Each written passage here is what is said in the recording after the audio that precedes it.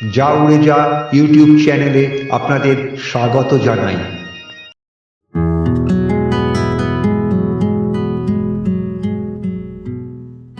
শ্রী শ্রী মা সারদা মণির জানা অজানা নানান কাহিনী নিয়ে আমাদের এই উপস্থাপনা জানা অজানায় মা সারদা।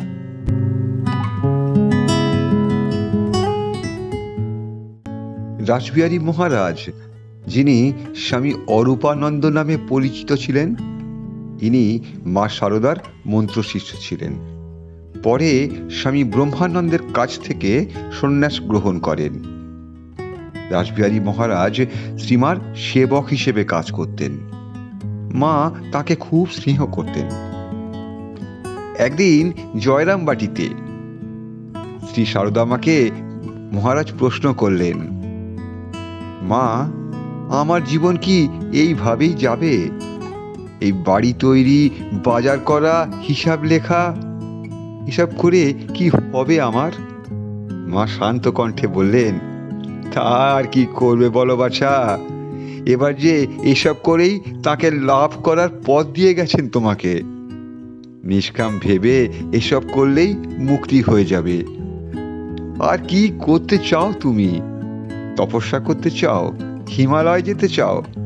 সেখানে গিয়ে দেখবে সাধুরা নিজেদের মধ্যে মারামারি করছে রুটির জন্য, একটা কম্বলের জন্য। তার চেয়ে নরেন এই যে ব্যবস্থা করে দিয়ে গেছে, এর কি তুলনা আছে?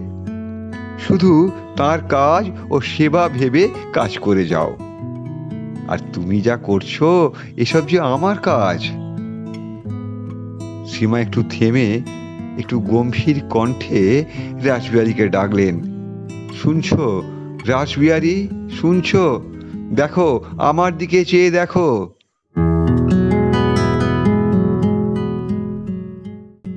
রাসবিহারী মহারাজ শ্রী সারদা মার দিকে তাকিয়ে চমকে গেলেন। সেই বৃদ্ধা সাদামাটা মহিলাটি কোথায়? তার জায়গায় জ্যোতির্ময়ী এক দেবী মূর্তি বসে আছেন। তাকে ঘিরে এক জ্যোতির্বলয়, আলোর বন্যায় ভেসে যাচ্ছে চারিদিক। সেই জ্যোতির্ময়ী মূর্তির দিকে তাকিয়ে সহ্য করতে পারলেন না রাসবিহারী মহারাজ। ভয়ে বিস্ময়ে দু চোখ ঢাকলেন তিনি। সঙ্গে সঙ্গে শুনলেন সেই চেনা স্বর। মা বলছেন, ও কি রাসবিহারী, কি হলো তোমার? চোখ বন্ধ করলে কেন? দেখো, চেয়ে দেখো। রাসবিহারী মহারাজ চেয়ে দেখেন, সেই আগেকার মা তার অতি পরিচিত চেহারায় তার সামনে বসে আছেন। মুখে সেই পরিচিত মিষ্টি হাসি। রাসবিহারী মহারাজ সাষ্টাঙ্গে প্রণাম করলেন মাকে। মা মৃদু হেসে তাকিয়ে রইলেন তাঁর দিকে।